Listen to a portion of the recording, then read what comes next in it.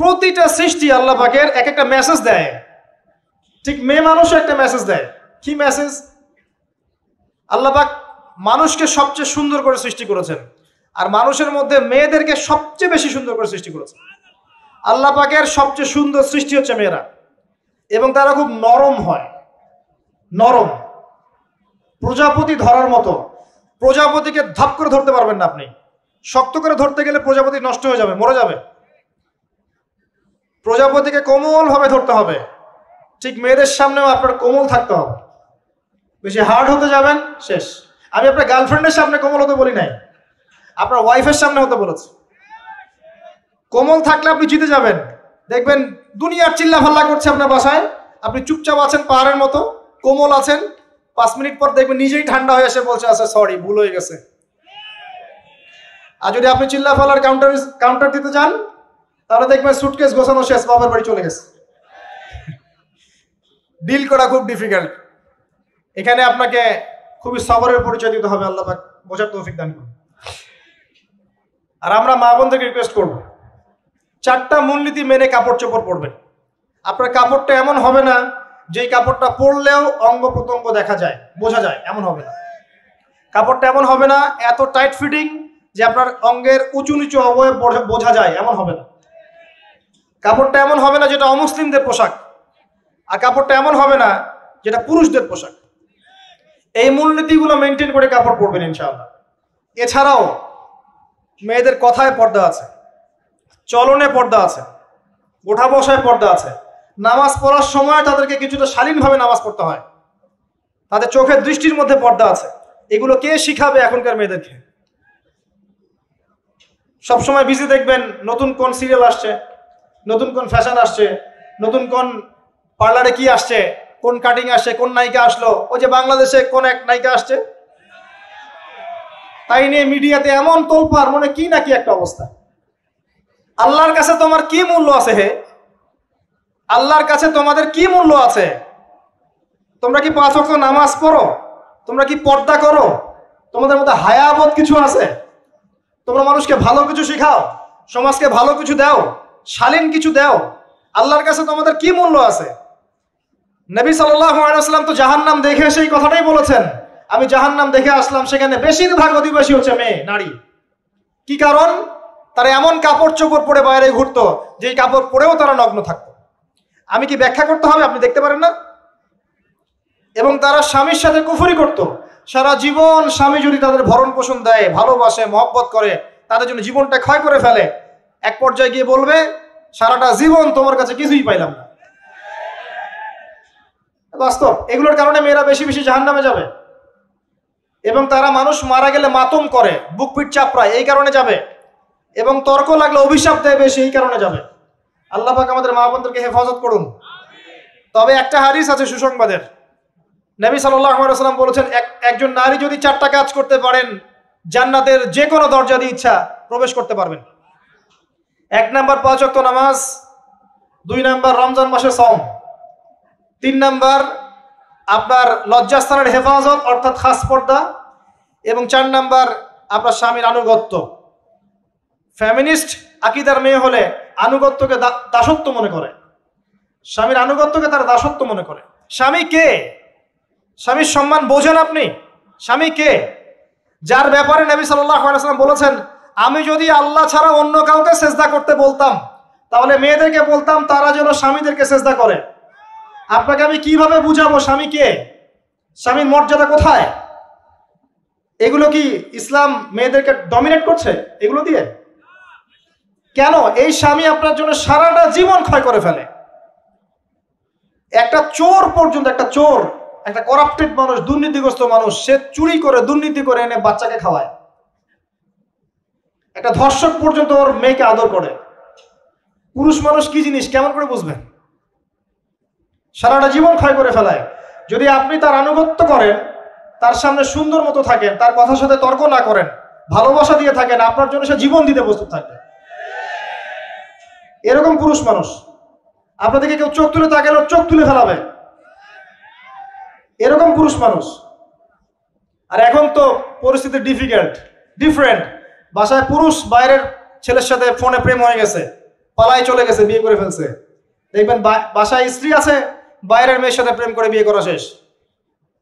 বিয়ে করলে সমস্যা নাই, ব্যভিচার করে ফেলছে। বিয়ে সে করতেই পারে, সে যদি সমতা রক্ষা করতে পারে, সেটা তার ডিফারেন্ট ইস্যু, এটা অন্য ইস্যু। তো স্বামীর আনুগত্য আপনাকে কিভাবে বুঝাবো? এটা দাসত্ব নয়। নবী সাল্লাল্লাহু আলাইহি ওয়াসাল্লাম বলেছেন, কোন স্বামী যদি কোনো স্ত্রীকে চায়, তার প্রয়োজনের জন্য চায়, মহব্বতের জন্য, স্ত্রী যদি চুলায় রান্না করতে থাকে, ওই রান্না ফেলে দিয়ে তাকে আসতে হবে। হাদিস। রাতের বেলা স্বামী স্ত্রী শুয়েছে, স্বামীর চাহিদা আছে, স্ত্রীর কোনো সমস্যা নাই, স্ত্রী ফিট, ইচ্ছা করে অহেতুক স্বামীকে বলল আমি রাজি না, উল্টা পাশে মুখ করে ঘুমিয়ে গেল। আল্লাহর নবী বলছেন, সারা রাত আল্লাহর পক্ষ থেকে একজন ফেরেশতা আসবে, এসে এই নারীকে অভিশাপ দিতে থাকবে। এখন এগুলো হাদিস শুনলে বলবে যে ইসলাম তো মেয়েদেরকে ছোট করছে। একজন মেয়ে তার, একজন স্বামীর কথা বলছে, স্বামী তার মেয়ে, তার স্ত্রী, তার মা, তার বোন, সবাইকে তার মিরাসের হক দিতে হয়। একজন মেয়ে তার বাবার সম্পত্তি পায়, কোনো কোনো ক্ষেত্রে তার ভাইয়ের সম্পত্তি পায়, তার স্বামীটা তো পাই, তার ছেলেরটাও পায়, নানি হলেও সম্পত্তির হক আছে। একটা মেয়েকে চতুর্দিক থেকে সিকিউর করা হয়েছে ইসলামে। তারপরেও কিছু ফ্যামিনিস্টের কারণে এরা বলবে যে মেয়েদেরকে ইসলাম ছোট করছে। হ্যাঁ, মেয়েদেরকে ইসলাম কেন ছোট করছে? কারণ পর্দা করে যে বাইরে বেরোতে বলেছে, ঢ্যাং ঢ্যাং করে নগ্ন হয়ে বেরোতে নিষেধ করেছে, এই কারণে। যদি বলে যে হ্যাঁ ইসলাম আপনাদেরকে ফ্রি মিক্সিং এর স্বাধীনতা দিচ্ছে, আপনারা সবাই ফ্রি মিক্সিং করেন, গেঞ্জি পরেন, টি শার্ট পরেন, স্যান্ডো গেঞ্জি পরে বাইরে ঘুরে বেড়ান, টাইট ফিটিং প্যান্ট পরে বাইরে ঘুরে বেড়ান, সব জায়গায় আপনারা ফ্রি মিক্সিং করেন, পর্ন দেখেন, জেনা করেন, মদ খান, ইসলাম খুব ভালো। তখন তোমাদের জন্য তো ইসলাম নয়, তোমরা জাহান্নামে যাও, আল্লাহর কি আসে যায়? ইসলাম তোমাদের জন্য নয়, তোমরা জাহান্নামে গিয়ে মরো, ইসলামের কিচ্ছু যায় আসে না।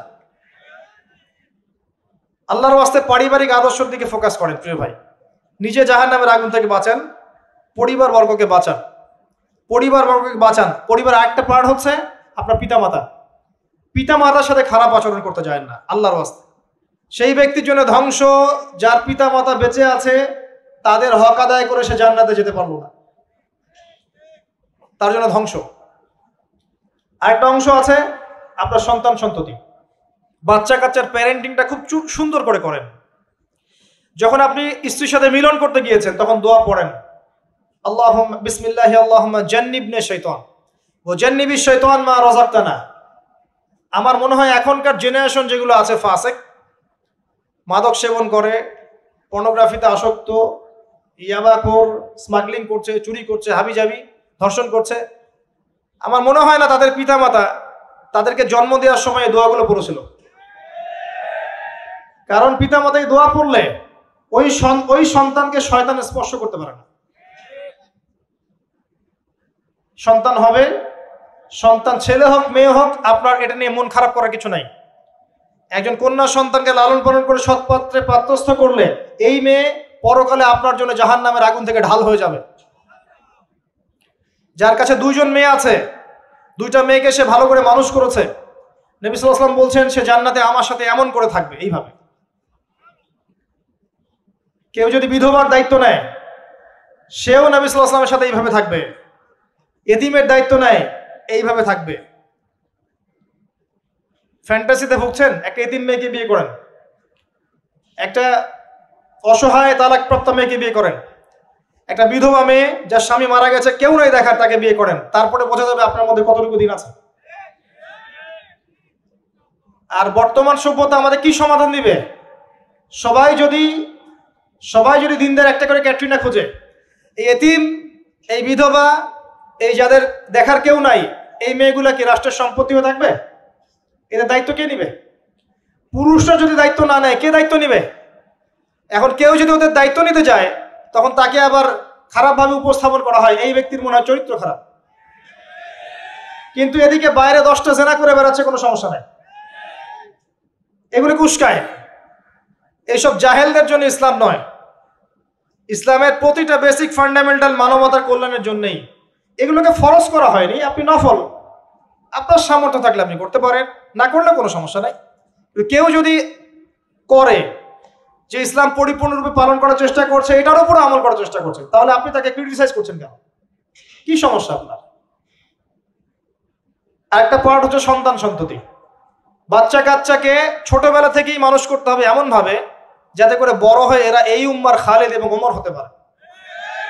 বাচ্চা ছোট ছোট বাচ্চাকে আপনি ভালো খাবার দেন, মায়ের স্নেহ দেন, বাবা মার সাথে রাখেন, একটু গ্রাম্য পরিবেশে নিয়ে গিয়ে তাকে বড় করেন। কেন বলছে কথা? এখানে পরিবেশ সুন্দর থাকবে, সে দৌড়াবে, ধুলার মধ্যে, মাঠের মধ্যে খেলবে, সুন্দর ভাষা শিখবে। এরপরে তাকে ভালো প্রতিষ্ঠানে পড়ান। প্রতিষ্ঠানটা এমন হবে যে প্রতিষ্ঠানে জেনারেল শিক্ষা, ইসলামিক শিক্ষা একসাথে দেয়া হচ্ছে, সে সব শিখবে। আমার ছেলে কোরআনে হাফেজও হবে, আমার ছেলে ডক্টরও হবে ইনশাআল্লাহ। এভাবে করে তোলেন। আধুনিক হন, মাথাটা খাটান, ব্যাকডেটেড মানসিকতা বাদ দেন।